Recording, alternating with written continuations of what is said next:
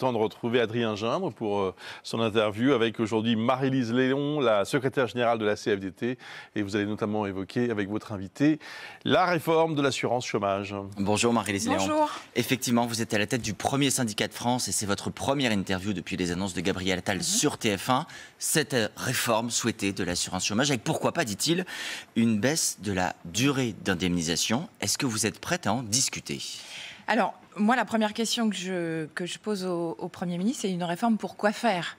Si c'est pour réduire les droits des chômeurs, pour faire des économies, l'assurance chômage, ça ne sert pas à ça. Et si c'est pour inciter à retourner vers l'emploi ? Si c'est pour inciter à retourner vers l'emploi, je l'incite à regarder toutes les études qui ont été faites en termes de réforme de l'assurance chômage. Aucune n'a eu d'efficacité par la baisse des droits vers un retour à l'emploi accéléré. Donc, voilà, c'est un vrai sujet. Même pas en discuter. Non, mais la question, elle est de savoir pourquoi faire. Et je pense que les chômeurs, les travailleurs ont besoin de savoir pourquoi le gouvernement veut revenir encore une fois sur cette réforme d'assurance chômage. Pourquoi faire et qu'est-ce que vous allez faire ? Le calendrier a été fixé par le Premier ministre. Il dit j'aimerais un accord pour l'été et une mise en œuvre à l'automne. Vous lui dites hors de question ?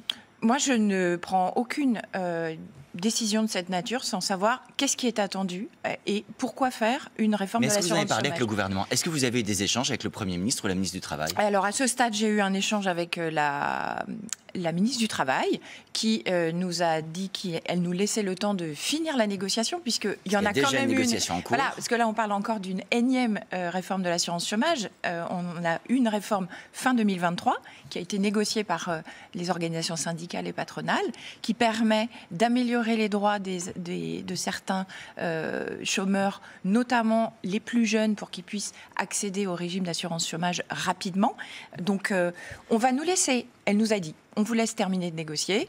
C'est une question de jour, parce que ça se finit en début de semaine prochaine. On doit terminer le 8 avril, donc la semaine prochaine, on sera fixé. Mais vous avez le sentiment que vous n'êtes de cette pas respecté par le Premier ministre quand il annonce une réforme alors que vous êtes encore en train de négocier ? Non, c'est pas forcément une question de respect. Enfin, on a une légitimité, nous, organisation syndicale, à négocier sur les règles du chômage.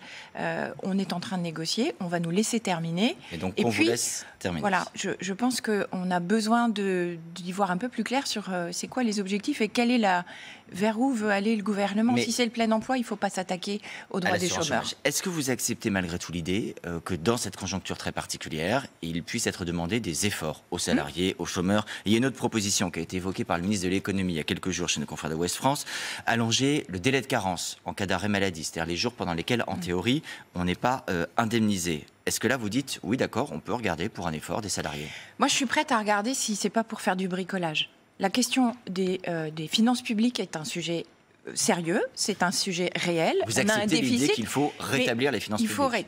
Évidemment, la CFDT a toujours assumé le fait qu'il fallait avoir un budget équilibré.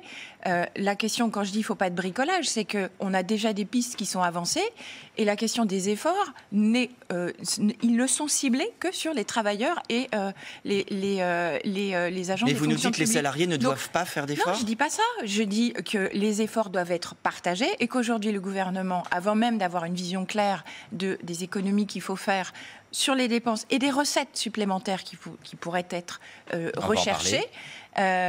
Mais sur le cas très précis des jours de carence, vous dites qu'il ne faut pas bricoler. Mais donc vous dites ça d'accord ou ça pas d'accord ? Non, mais il y a un constat qui est clair. Il y a une augmentation du nombre d'arrêts et de jours d'arrêt maladie. Ça, c'est un fait. La question, c'est pourquoi ? Pourquoi il y a une population active qui a augmenté ? On a connu 2 grippes saisonnières en 2022. On a connu une augmentation des troubles psychiques après le Covid. Donc il y a des raisons pour expliquer pourquoi il y a plus d'arrêts maladie. La question, c'est est-ce que du coup, la solution, c'est de taper sur les travailleurs parce qu'ils sont en arrêt maladie ou de travailler sur les causes ? Moi, je pense que la deuxième solution est bien plus intelligente. Il y a également, et vous l'avez évoqué à l'instant, la question de où on va prendre l'argent. Vous dites effort partagé. Le Premier ministre dit on va faire une mission, des parlementaires vont réfléchir pour faire des propositions sur la taxation des rentes. Alors, rente, il a précisé hier à l'Assemblée, il ne pense pas au livret A, il ne pense pas au livret d'épargne, il ne pense pas aux particuliers.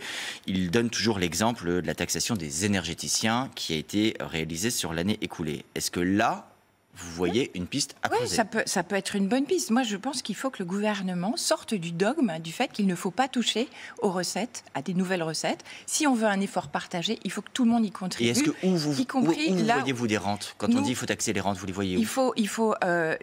On est, nous, très favorables à une taxation, par exemple, des transactions financières, à une taxation des patrimoines à même hauteur que les revenus. On a les revenus du travail. On fait des propositions aussi sur les impôts de succession. Enfin, on peut avoir. Et puis, côté recettes, on peut aussi regarder la façon dont des aides aux entreprises peuvent être mieux conditionnées ou mieux suivies. Mais quand vous dites effort partagé, pardon Marie-Lise Léon, moi j'entends pas d'efforts pour les salariés et les chômeurs, des efforts pour les patrons et les plus riches. Non. Alors quels efforts pour les salariés dans ce que vous proposez? La question qui est posée, c'est quoi la situation? Le déficit, il est réel. Du côté des salariés, il y a déjà eu un certain nombre d'efforts qui ont été faits. Sur l'assurance chômage, il y a des réformes qui ont déjà été faites dont on n'a aucune évaluation. Donc avant de sortir des pistes tous azimuts pour expliquer que c'est un dogme de ne pas toucher aux recettes et qu'il faut regarder les dépenses et donc taper dans d'abord évaluons. Mais sur le principe, augmenter les impôts, par exemple. La cible première, c'est la solidarité nationale. Mais augmenter les impôts ou les cotisations, par exemple, pour les salariés, pour les chômeurs, est-ce que vous diriez, on y est prêt? Ou c'est un tabou pour vous? Il y a beaucoup de personnes qui sont au chômage qui ne payent pas d'impôts, déjà, parce qu'ils ne peuvent pas le faire. Les chômeurs ne sont pas des privilégiés. Ce ne sont pas des personnes. Pour les salariés également, je veux dire. Est-ce qu'une augmentation d'impôts qui touche les salariés, vous seriez prête à la soutenir? Il faut regarder quelles peuvent être les pistes. Moi, je n'ai pas de tabou. La question, c'est qu'il ne faut pas que le gouvernement ouvre la discussion en nous disant les plus riches, on n'y touche pas, les nouvelles recettes, on n'y touche pas, les aides aux entreprises, on n'y touche pas. Merci beaucoup, Marie-Lise Léon, d'avoir été l'invitée de TF1 ce matin. La suite, c'est avec vous, Bruce.